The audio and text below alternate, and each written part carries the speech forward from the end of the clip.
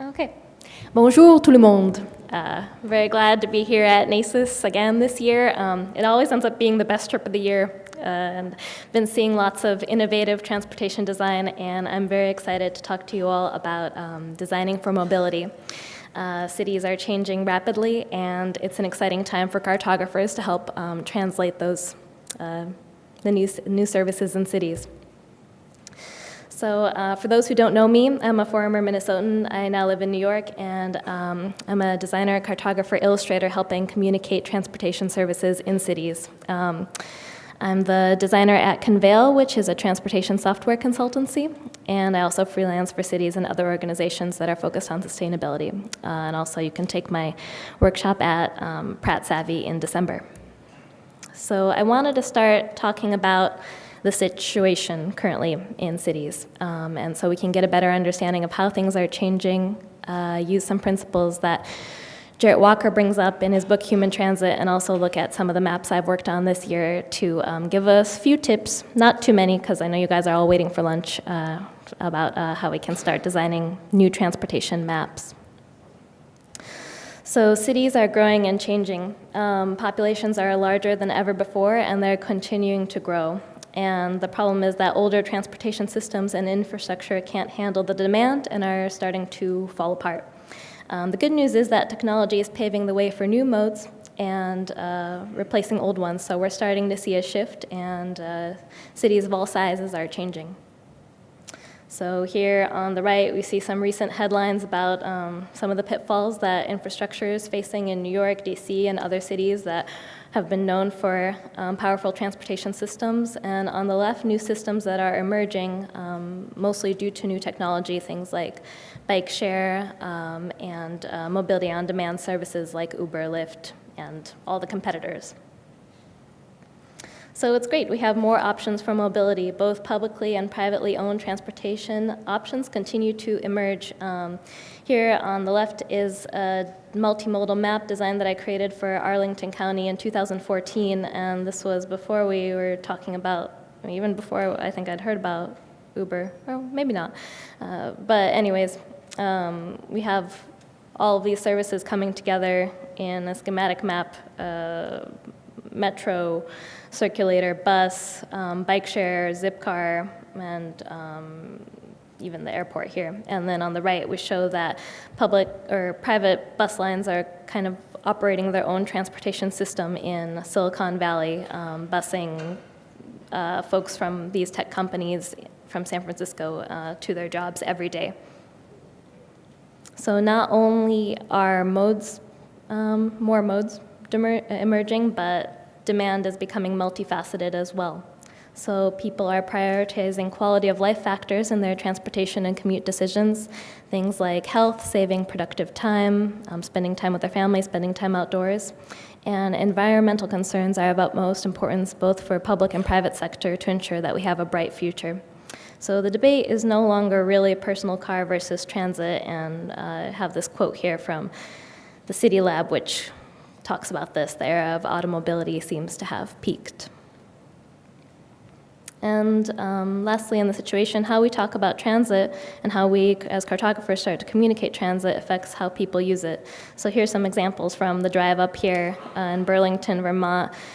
We have It's Hip to Be Green as a slogan, get on board. And here in Montreal, on the back of a bus, one bus is 50 less cars on the road. And these sort of depict the model ethical image that I think cities are often forced to take on.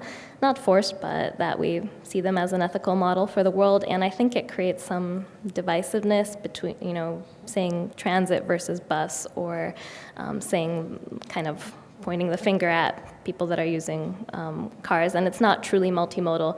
I'm starting to prefer an attitude more so seen here on the left by LA Metro, more to explore. The fact that transit can take you places quicker, faster, more efficiently, more productively than maybe you would sitting in traffic in a car. So cartographers are needed to help cities communicate the changing landscape of mobility. We are the visual experts that can help translate all of these new modes and facilities to the public. So on to the practical, taking some lessons here from Jarrett Walker's Human Transit, as well as great cartographers that we have here in the audience, like Kirill Nagoda at CHK. There's a lot of experimental work going on in transportation cartography, and I don't have all the answers here, but just a few tips to help you design these mobility maps, and hopefully more design will begin to emerge. So the tips that I have outlined for you today is, one, educate about new services and bring attention and anticipation for those that are coming in, and let people know how it is that they're going to be using them.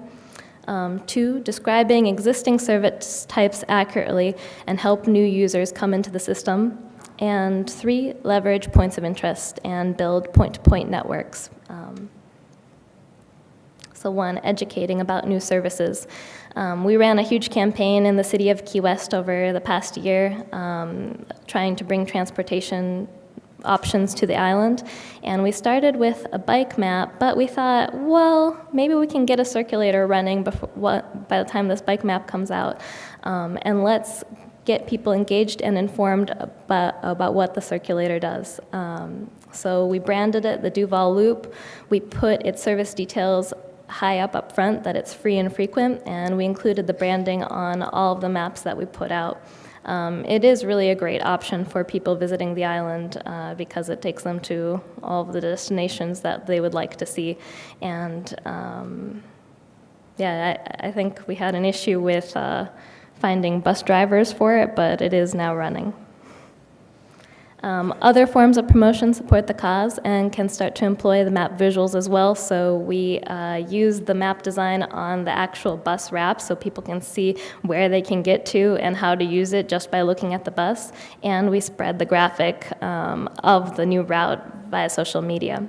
And here's just another example that I saw on the trip of letting people know that the transportation system is changing and that there are things happening. Here in Montreal, it's at the bus stop itself saying that news were going to extend the route. So building anticipation, keeping people informed and exciting them and excited and prepared to use the system once it comes out. So the second point, describing service types accurately.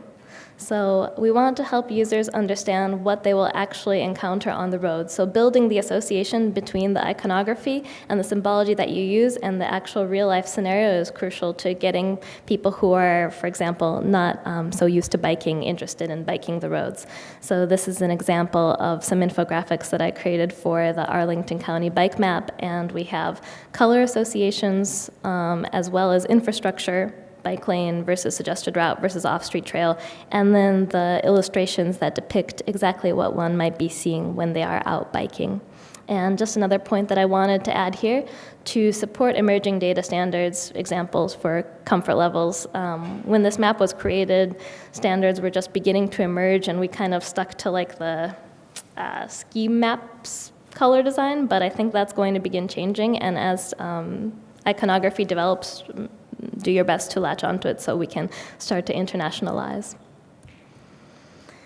And point 3 here, leveraging your points of interest. This facilitates point-to-point routing and pulls from the tactics of schematic maps and eases navigation. So an example that I pulled here was from Justin O'Brien's A Year of Apple and Google Maps, and we start to see the prominence importance that points of interest start to have on the maps. And I don't think this is just to promote different businesses, but to encourage destination-based routing. And we tried to include this same principle in the interactive map that we did for the city of Key West. It's kind of difficult to include certain points of interest when you're working on city maps because of the issue of private businesses, but we still wanted to route new visitors to the island based on things that they would want to see when they got there.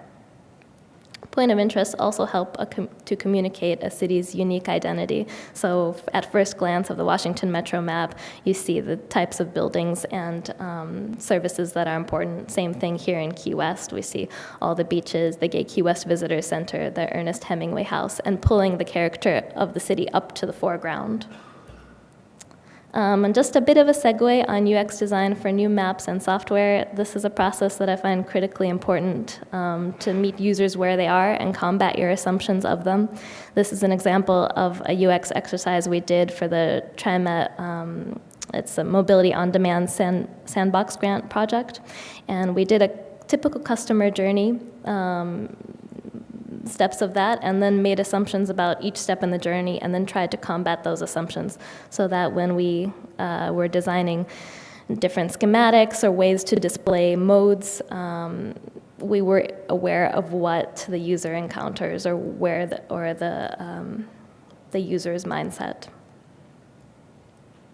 And this process is not only applicable to web maps, it's for print too, especially if you have the opportunity to create map updates. So build, test, repeat, A/B tests, interviews, all of these kinds of UX processes are just as important for print maps as they are for web and software. And just onwards, a few words about the process.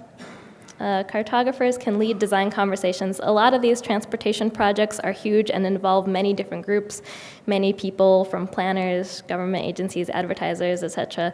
As the cartographer, don't be afraid to lead blue sky brainstorming meetings and do the research that you need to do your best. And I think that it is a pivotal role in this conversation about how transportation services get communicated, because we're the ones that bring the information to the users. So don't be afraid to take a strong role in this design conversation, even though cartographers are not always seen in this place. Plan for frequent updates because networks change quickly, and streamline your tools for data flow. So think about all the potential deliverables, not just a print map, but rigorously manage data for translation from GIS to Illustrator, to keep it all updated in OSM, and for Mapbox and Mapzen layers. Something that I've learned is it's important to stay involved and stay passionate about the subject and propose new ideas. Cities are ready and open to try creative solutions. This is an example of a bike map designed as a schematic transportation map to introduce comfort levels that we tried for the city of Chicago back in 2013. Even though the city didn't end up using it, it did kind of start a lot of the work that I did in bicycle comfort level mapping. So cities are changing for better or worse, and we need designers who care to make sense of these changes, empower people, and enable discovery in cities. Thank you.